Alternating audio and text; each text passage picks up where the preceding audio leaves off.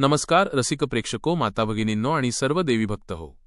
आपल्या सनातन हिंदू संस्कृतीमध्ये आदिशक्तीची उपासना करण्याचे अनंत मार्ग आणि विविध विधी सांगितले आहेत. पण त्या सर्व विधींमध्ये अत्यंत प्रभावी, मनाला अतीव शांतता देणारा आणि प्रत्यक्ष जगन्मातेच्या चैतन्याशी आपल्याला एका क्षणात जोडून घेणारा एक अत्यंत पवित्र आणि शास्त्रोक्त विधी म्हणजे कुंकुमार्चन.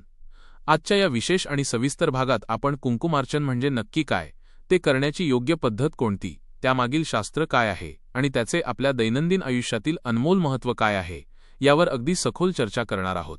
देवीला कुंकुमार्चन करणे म्हणजे केवळ मूर्तीवर वरवर कुंकू वाहणे असा त्याचा अर्थ मुळीच नाही, तर तो एक दिव्य आणि चैतन्यमयी भक्तीचा सोहळा असतो, जो साधकाला ईश्वरी शक्तीच्या जवळ घेऊन जातो. जेव्हा आपण देवीचा नामजप करत मनामध्ये पूर्ण श्रद्धा आणि भक्ती ठेवून अगदी हळुवारपणे एक एक चिमूटभर कुंकू देवीच्या चरणांपासून प्रारंभ करून तिच्या मस्तकापर्यंत अर्पण करतो, तेव्हा त्या विधीला खऱ्या अर्थाने कुंकुमार्चन असे संबोधले जाते. जणू आपण कुंकुवाच्या त्या लाल रंगाच्या माध्यमातून आणि त्याच्या सुगंधातून देवीला एक प्रकारचे स्नानच घालत असतो, अशी भावना मनात असायला हवी. हे सर्व करताना मुखात अखंडपणे देवीचा नामजप सुरू हवा आणि हृदयामध्ये अथांग भक्तीचा ओलावा हवा, तरच त्या विधीचे पूर्ण फळ आपल्याला प्राप्त होते.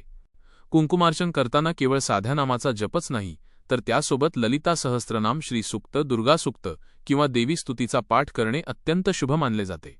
अनेक भक्त नवारण मंत्राचा म्हणजे ओं ऐं ह्रीं क्लीं चामुंडायै विच्चे या मंत्राचा प्रभावी जप करत किंवा देवीच्या अष्टोत्तर शतनामावलीतील प्रत्येक नावाचा उच्चार करत अत्यंत निष्ठेने देवीला कुंकू अर्पण करतात.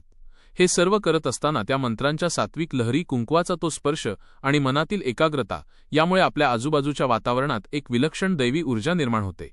ही ऊर्जा केवळ घरालाच नाही, तर साधकाला सुद्धा अंतर्बाह्य शुद्ध आणि सकारात्मक करते.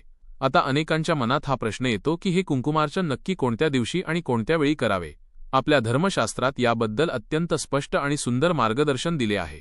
अष्टमी, चतुर्दशी, पौर्णिमा आणि विशेषतः नवरात्रीच्या 9 पवित्र दिवसांत कुंकुमार्चन करणे हे महापुण्यकारक आणि अत्यंत फलदायी मानले गेले आहे.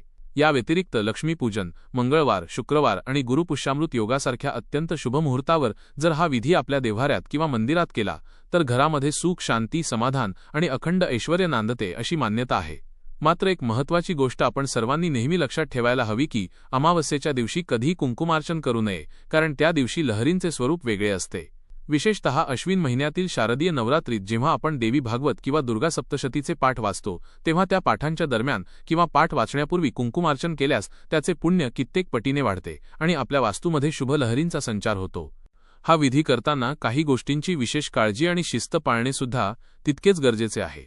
कुंकुमार्चन करण्यासाठी आपण देवीची पितळेची किंवा चांदीची प्रतिमा, मूर्ती किंवा साक्षात श्रीयंत्राचा वापर करू शकतो.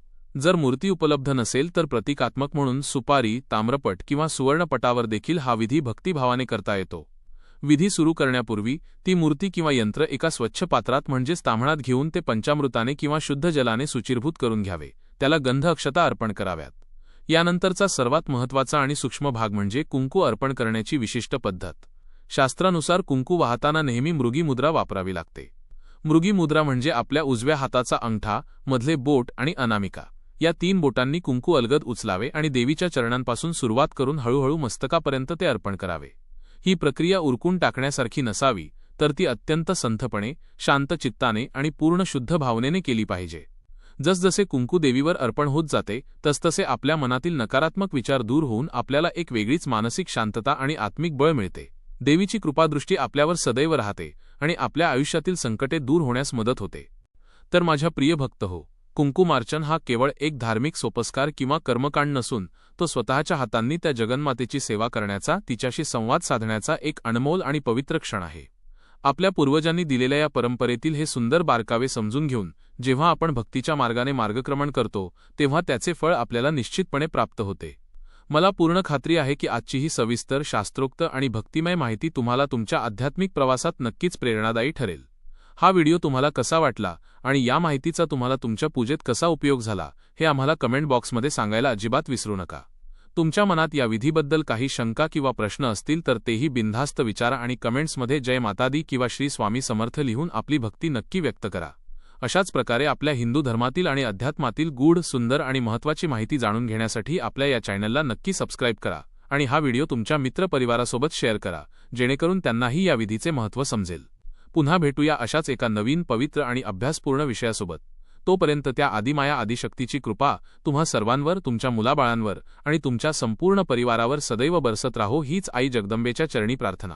मंगल हो, कल्याण हो. धन्यवाद.